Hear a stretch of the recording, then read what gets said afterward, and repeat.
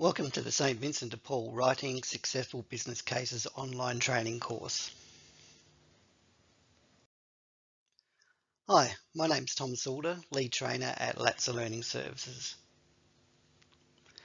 To successfully complete this training, you will need to watch and listen to each module, and at the end of each module correctly answer a set of multiple choice questions before moving on to the next module.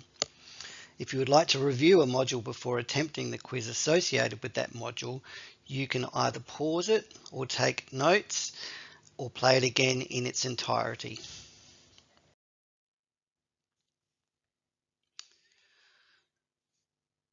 Each module is organised around the headings of an adapted Prince2 business case template currently in use at St. Vincent de Paul that forms one but critical element of our so-called project management essentials.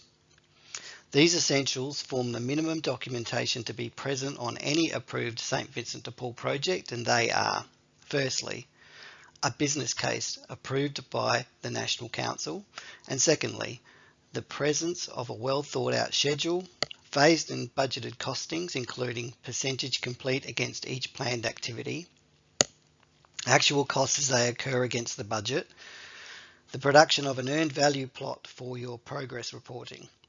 And thirdly, and once the project is underway, you wouldn't be expected to produce a monthly highlight report. But today we will be concentrating on writing a successful business case. So let's get started.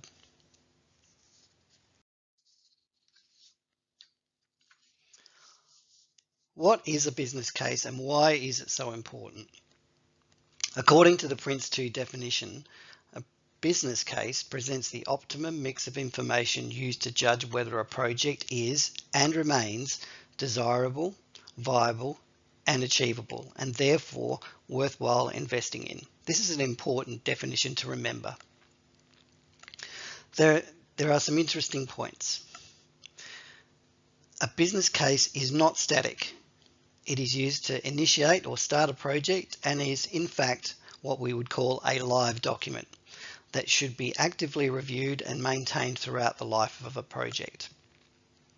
Additionally, a business case must always be aligned to the strategic objectives of St. Vincent de Paul. Let's have a think and talk about some of the things I have just mentioned. Let's have a look at the definition of a business case again.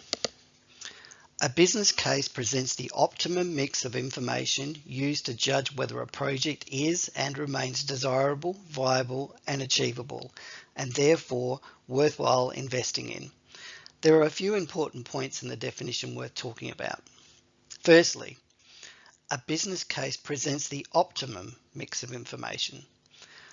The word optimum in this context means a balanced amount of information. Since we are sending our business case to National Council for approval, we need to think about the audience reviewing the business case and settling on a balance of not too much or too little information. How do we know what the right balance is? Ideally, you should have someone peer review your business case before you submit it, and this could be a colleague or your project sponsor. If possible, canvass what you are trying to achieve with National Council members before submission. Secondly, let's have a look at the words used to judge whether a project is and remains desirable, viable, and achievable, and therefore worthwhile investing in. The words whether a project is and remains suggests that whilst the business case is produced to gain approval with a budget at the start of a project, it still needs to be continually checked along the way for the following. Desirability, meaning based on a balance of the costs incurred, the benefits we want to realise, and the risks we might encounter along the way. Achievability, meaning whether the capability we are going to gain is likely to result in the benefits we envisage. Viability, meaning are we sure we can deliver the project outcomes based on our plan or based on what has happened throughout the project so far? Given that the business case remains live throughout a project, it means that the document may go through many revisions throughout the life of a project. always being re-evaluated and updated along the way.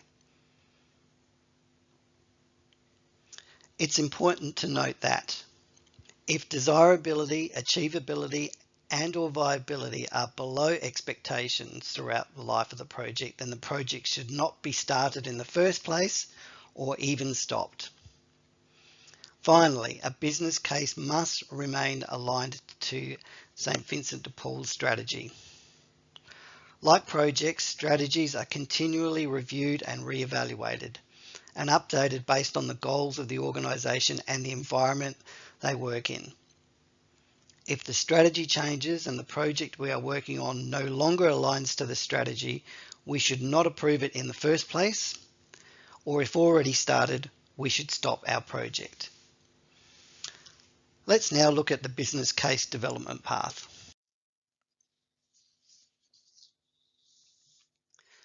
You will notice that the business case starts as an outline business case. This means we have a bare bones of a business case. We would normally use our outline business case as suggested in its title to outline what we want to achieve, but with rough order of magnitude estimates of scope, timing, costs, benefits and risks. What we are looking for here is a submission to justify further work on the business case to a detailed level, since a detailed business case may take some time and even money to get it to a point where the optimum mix of information has been gathered so that it can go to National Council level for approval. It also stops us doing too much work on a business case where it is likely to be rejected since it may not be strategically aligned.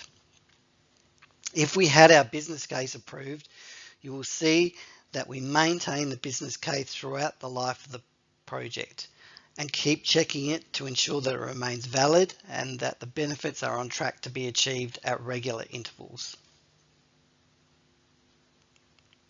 We hope you've enjoyed this introduction to successful business case writing.